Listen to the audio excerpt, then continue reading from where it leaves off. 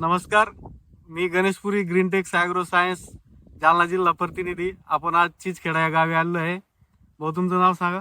शिवाजी दिगंबर सरोदे, राहणार चिंचखेडा, तालुका जाफराबाद, जिल्हा जालना.